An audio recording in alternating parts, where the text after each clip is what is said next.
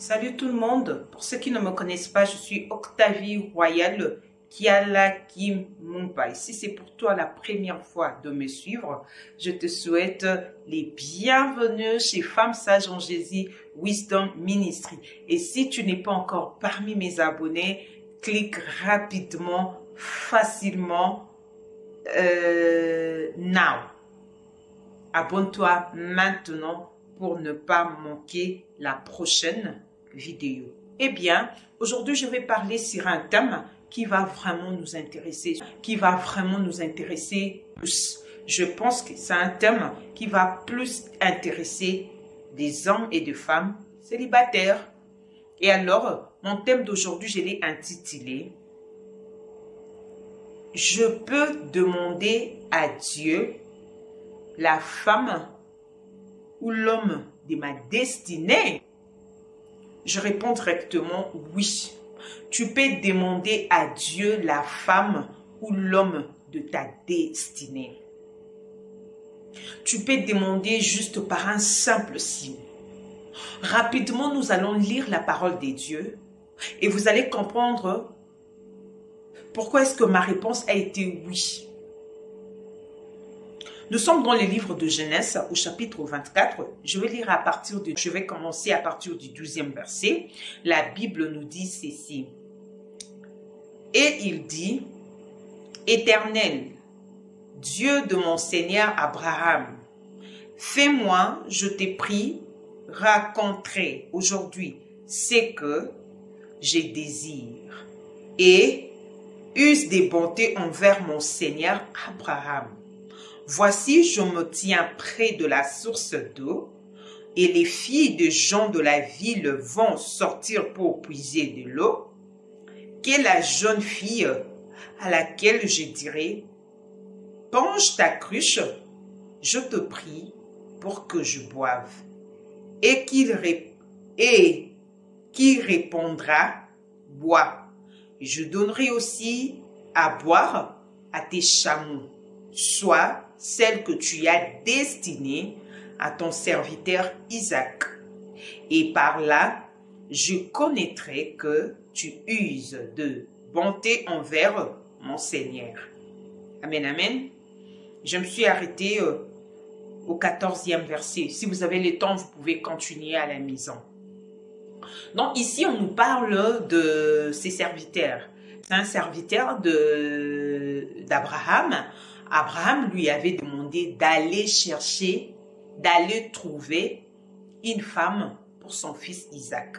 Et le serviteur avait fait une prière à Dieu en disant, mon Dieu, les filles vont venir puiser de l'eau ici. La fille à laquelle je demanderai, donne-moi à boire.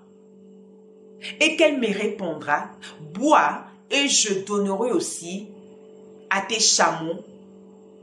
Cette fille-là, c'est celle qui sera la femme qui est destinée pour Isaac. Effectivement, Rebecca était descendue pour puiser de l'eau et le serviteur d'Abraham lui avait demandé ce qu'il avait dit à Dieu, des paroles qu'il avait prononcées à Dieu pour confirmer celle qui sera la femme d'Isaac.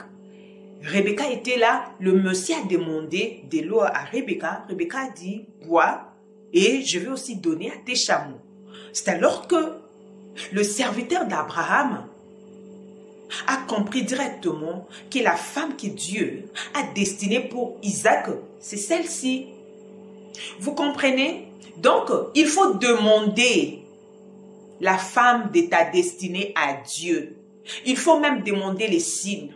Que personne ne te dise le contraire, que pour faire le choix, tu vas seulement toi-même, tu vois une sœur, tu l'apprécies, elle a tes goûts, elle a la même vision que toi, tu comprends et après tu l'abordes et Dieu n'est pas dans le mariage. Bien-aimé, s'il vous plaît, c'est différent quand tu parles d'une réalité que tu connais, c'est différent quand tu parles d'une histoire qu'on t'a racontée et c'est différent quand tu parles de la parole de Dieu. Quand tu parles de la parole de Dieu, donc tu dois dire ce qui est dans la parole. La parole de Dieu nous dit que le serviteur d'Abraham avait demandé à Dieu un signe pour qu'il soit conscient de tout ce qui va continuer à se passer sur le voyage qu'il avait fait. Il avait demandé les signes. Il avait même dit à Dieu comment ça va se passer. Je vais dire à cette fille ceci, je vais dire cela. Elle va me répondre ceci, elle va me répondre cela. C'est ce qui s'était passé. Il y avait beaucoup de filles qui venaient puiser de l'eau.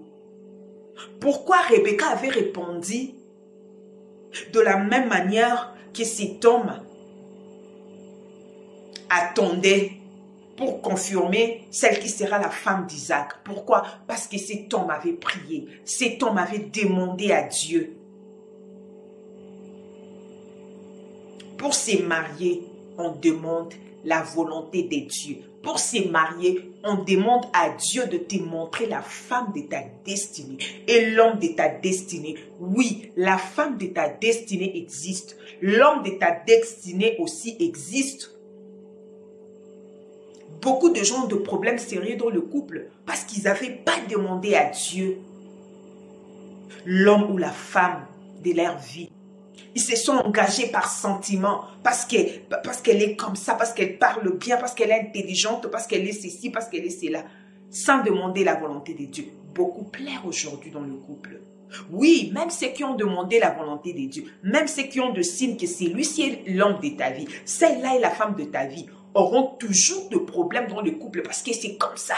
Là où il y a des humains, il y a toujours de problèmes qui se passent. Mais c'est mieux encore de vivre les problèmes dans la volonté de Dieu. Si c'est Dieu qui a dit que c'est celle-là ta femme et que dans le mariage, elle fait des choses que tu ne supportes pas, Dieu te donnera un grand cœur de pouvoir la supporter parce que c'est sa volonté. Mais si tu avais fait ta volonté et qu'il y a eu la volonté permissible de Dieu, c'est aussi autre chose. Donc, la femme de ta destinée existe. Que personne ne t'interdise de ne pas prier pour demander à Dieu de te montrer la femme de ta destinée. Nous avons l'histoire dans la Bible. L'histoire de Rebecca et d'Isaac, c'est dans la Bible. Rebecca était la femme, était la réponse de la prière de ses serviteurs. Donc, si tu veux que Dieu te montre la femme de ta destinée, sache que cela existe. Il faut prier et demander les signes. La Bible nous dit, vous me chercherez et vous me trouverez. Si vous me cherchez de tout votre cœur, si tu cherches Dieu de tout ton cœur, qu'il puisse te montrer la femme de ta destinée ou l'homme de ta destinée, je t'assure, il va te montrer, il va te parler.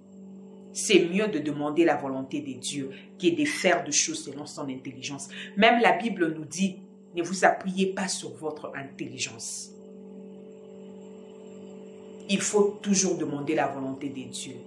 Moi, j'avais demandé la volonté de Dieu. J'avais demandé la volonté de Dieu et Dieu m'avait répondu. Peu importe du côté bon de mon mari ou du côté mauvais de mon mari, je l'aime comme ça parce que je sais que c'est la volonté de Dieu. Et je vous affirme que c'est la volonté de Dieu. Il faut toujours demander la volonté de Dieu, surtout dans ce qui concerne le mariage. Il faut toujours demander la volonté de Dieu. Que personne ne te dise dans le mariage, Dieu n'est pas là. Si Dieu n'est pas là, il te laisse faire le choix toi-même. Tu as plus de chances de faire un mauvais choix. Et alors Dieu est dans tous les domaines de ta vie. C'est Dieu qui a créé les mariages. Comment est-ce qu'on peut te dire que pour le mariage, Dieu n'est pas là? Ça n'a pas de sens. Dieu est là parce que c'est lui qui a créé les mariages. Et Dieu aime le mariage. Et alors dans ces domaines-là, il ne peut pas te laisser faire. Si tu l'invites, il va venir, il va t'orienter, tu vas faire un bon choix. Puisque très souvent les hommes font des choix par l'apparence. Mais si Dieu fait le choix pour toi, il fera le choix même à l'intérieur de la personne que tu ne vois pas. Donc si tu veux te marier et que tu sens dans ton esprit que tu dois demander la volonté de Dieu. Tu dois demander un signe, que Dieu te montre l'homme ou la femme de ta vie. Sache que ça existe. Prie et Dieu va te répondre. Merci en tout cas de m'avoir suivi. Dieu vous bénisse.